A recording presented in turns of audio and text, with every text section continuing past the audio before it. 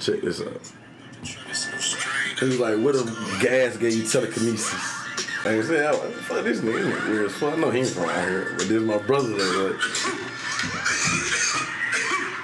Oh, there's him out here in the video. Yeah, he shot and edited this shit.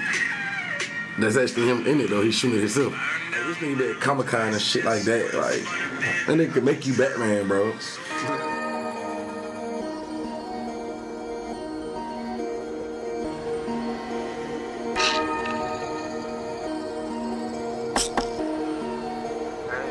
Whoop, whoop, whoop.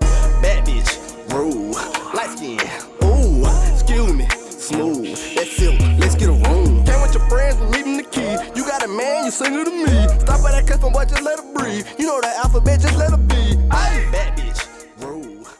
What is going on? We are here with another installment of Bash United Round 2. Yes, sir. And today we got 40. Yes, sir. What's up, brother? We got 40. Now this episode is gonna be different as hell. Once again, each person get a different experience every time. Now we got a whole other set of questions, but these questions gonna pertain hopefully to him. So let's see if we can shake the whole room up right quick. All right. Shake the room. All right. Now that song gonna be stuck in my head. Number one. Word. This is pertaining to you. When did you fall in love with music yourself, personally? At birth. I was born in the music. Like, literally, I was singing in choir, the adult choir at 3 and 4 years old, bro. And yeah, I know people probably would be like, you know, singing in the choir. Nah, I started off singing in the choir. My grandma made me. Like, when I say I was born in, my grandma knew. Like, she bought me my first instrument when I was like 5. She bought me a keyboard. The keyboard actually was my first instrument, but I couldn't separate my hands. And then she bought me a drum set, and that just became natural. Like, people don't believe this, but for my 12th Christmas, my grandmama bought me Juvenile, the G Code. like facts. Like, she bought me the G Code album. Like, it was my 12th Christmas. I was 12 that year. Like, so like music just, I always been around music. My daddy was a DJ. So like, it was like during that time, my daddy and Michael Soul was the top Not DJ Michael going. Soul. Okay. That's how deep, that's what I'm saying. Not Michael Soul. That's how deep this Get run. Michael Soul up here, man.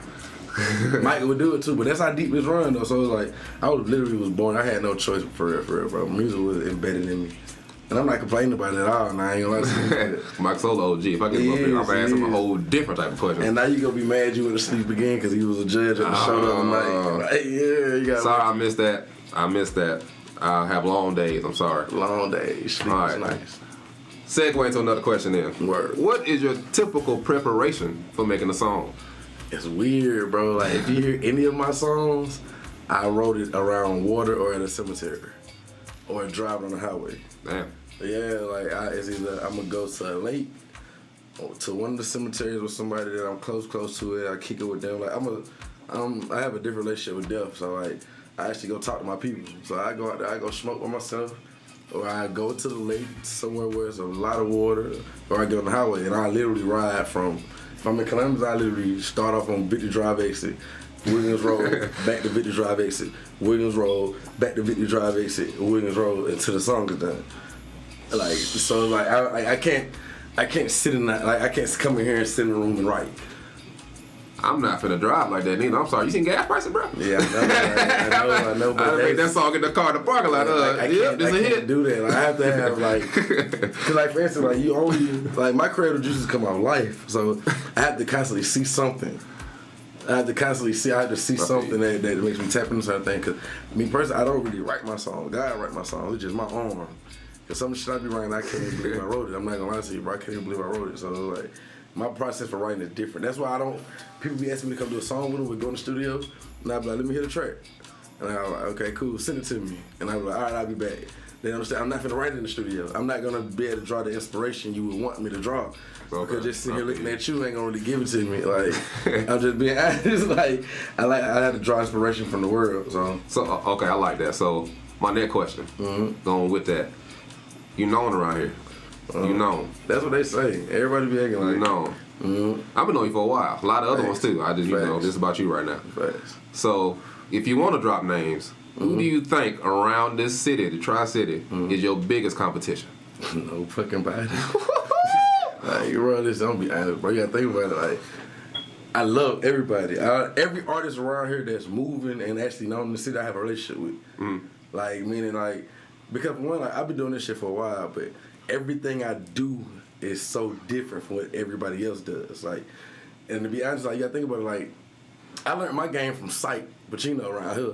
Okay. Long live Sight. Like, Sight gave me, like, a game on stuff before he died, so it was like, he always just told me, like, make sure you just go bigger. That's one of my mottos, like, it's not big enough. And people call me extra, which is how I got the name Hollywood, but, like, I think about it, bro, like, I've actually brought out my old school's marching band. Hey. Like, there's no artist around here that's even big. And when I did it, everybody, man, I thought about doing that. Well, I did it. I didn't think about it. I thought about it. I did it. Like, it's a difference. But, like, I'm always ahead of the curve. Like, I've been ahead of the curve since I came in.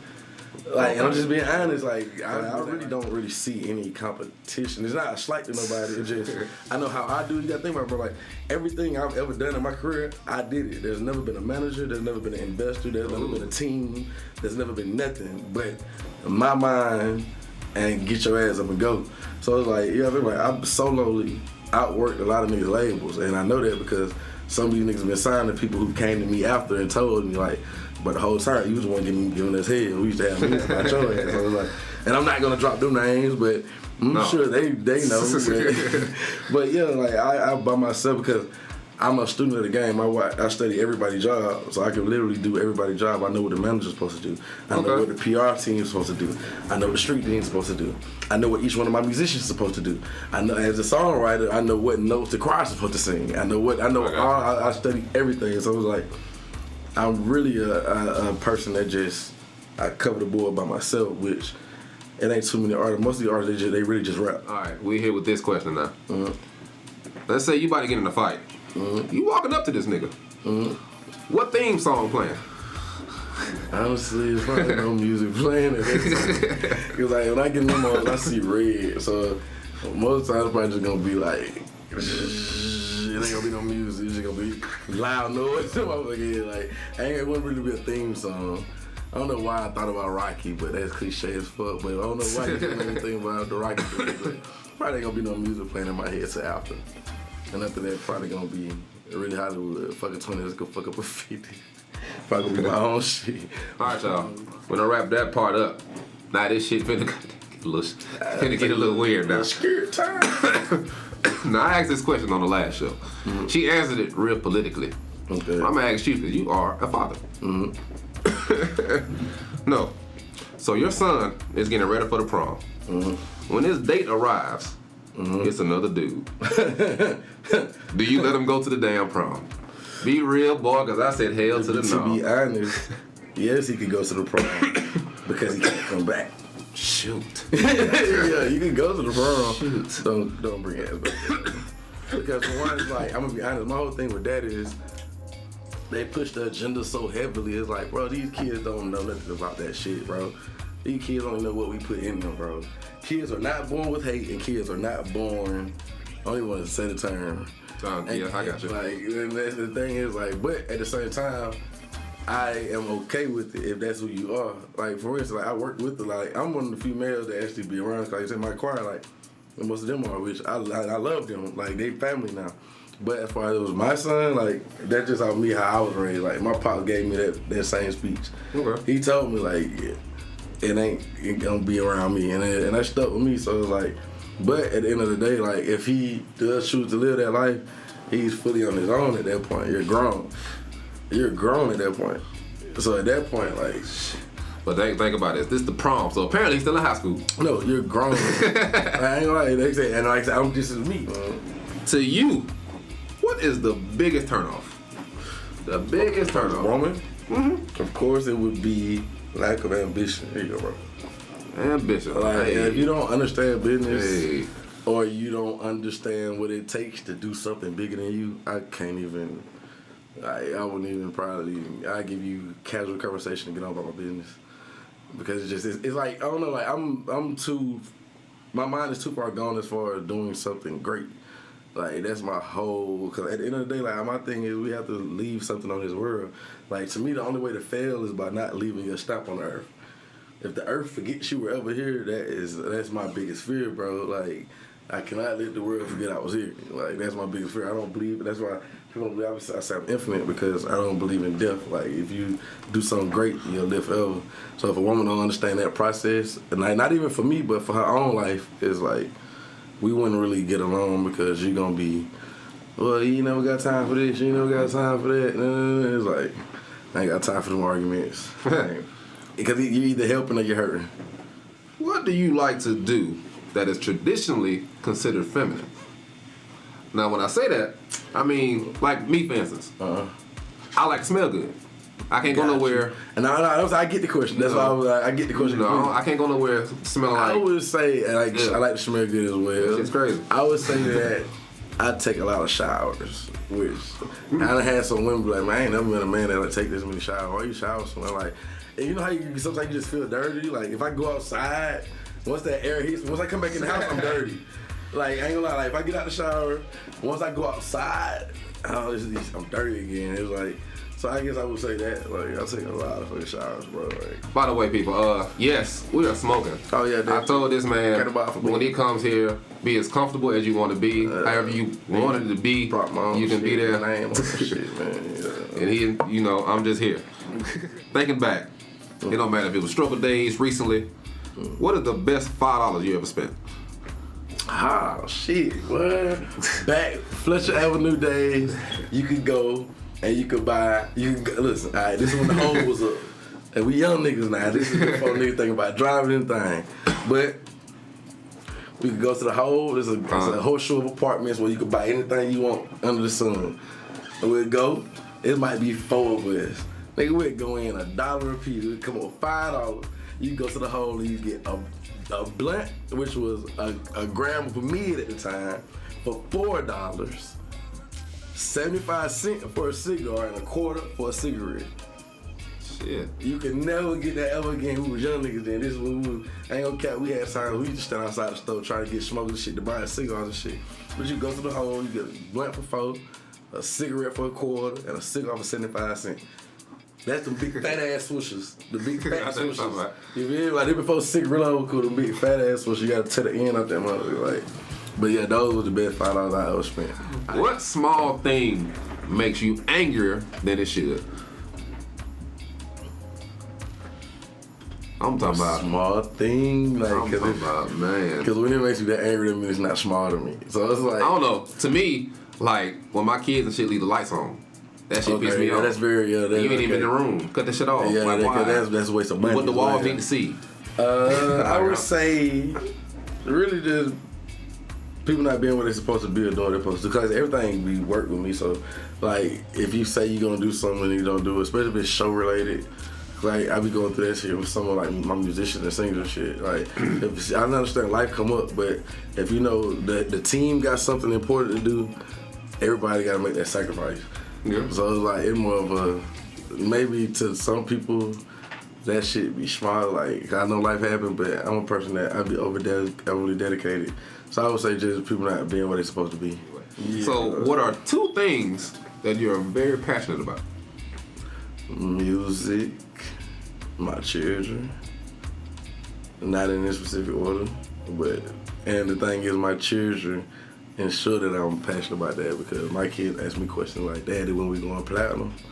So it's like, I have a different pressure. Like, some people be like, I can't do this because I got to, and my kids will tell me like, you ain't got no interview today, like you ain't got to do this, like you ain't got no video shoot, because they so used to me doing it. So it's like, yeah, music and my kid, like and all my kids entertainers in their own way, anyway, so I'm blessed in that situation. But yeah, music and my kids, everything, that's it. Yeah, everything around with them.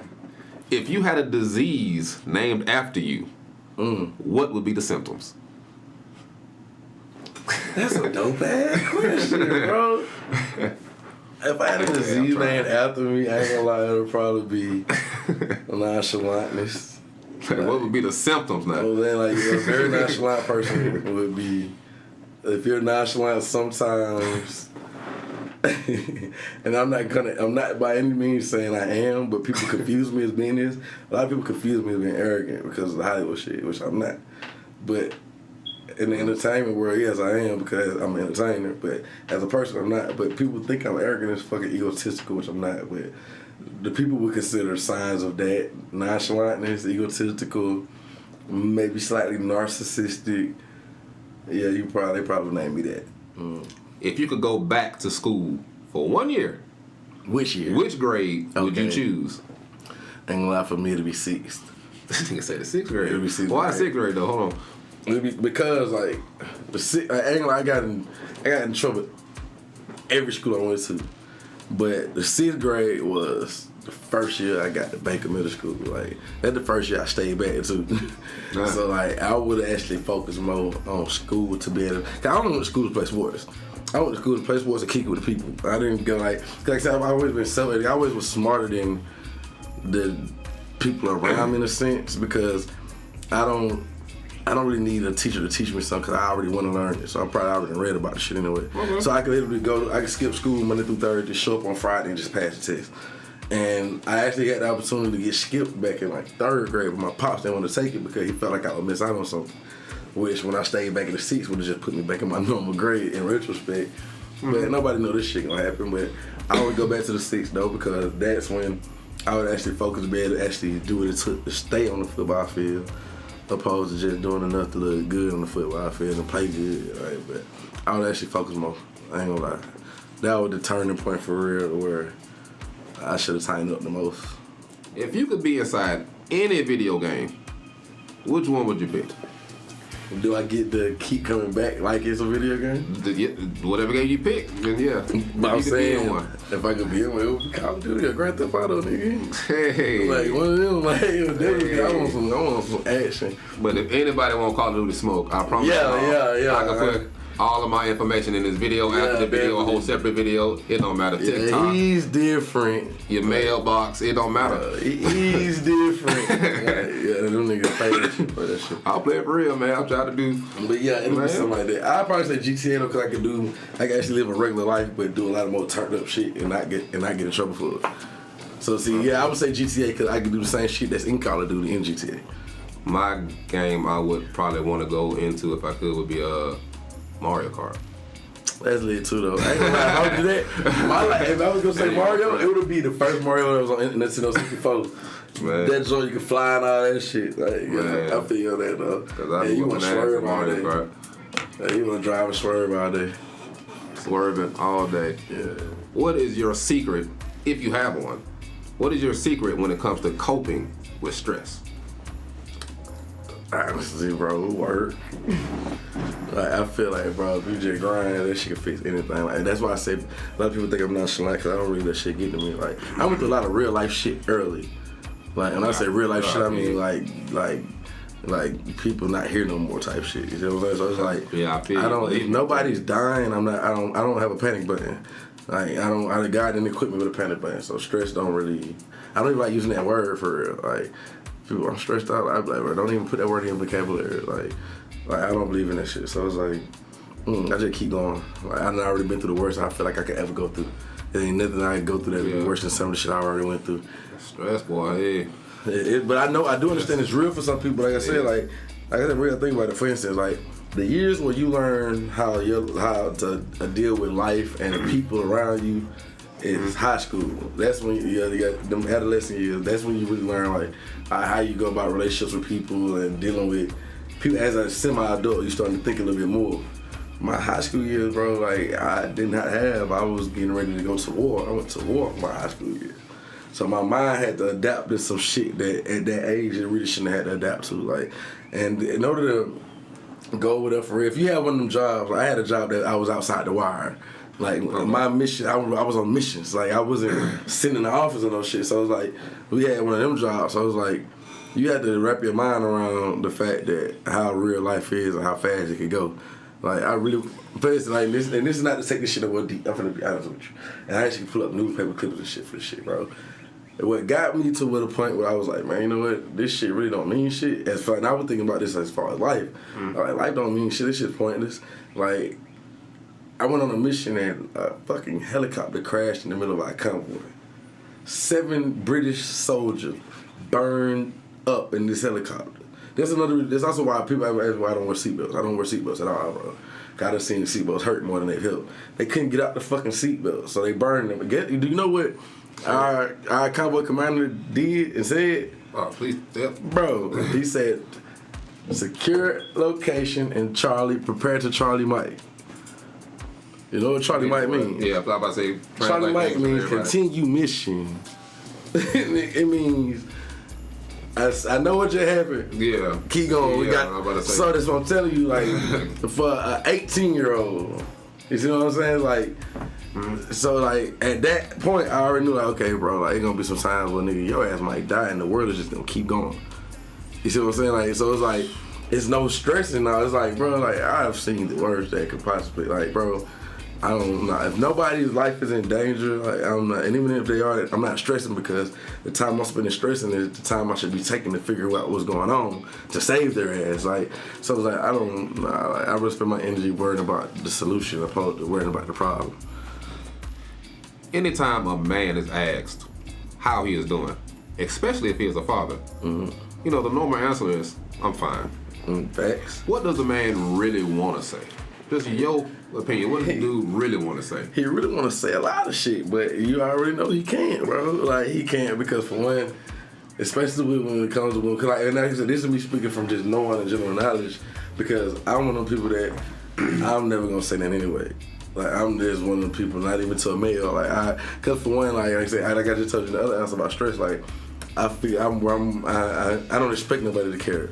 I expect people to just keep moving on. So it's like, but men want to say so much shit that a woman ain't gonna do nothing but judge them about or feel like #MeToo. Like, the #MeToo shit is real. Like, cause you could go to a woman, you could tell her an issue you have, even if it pertains to your kids.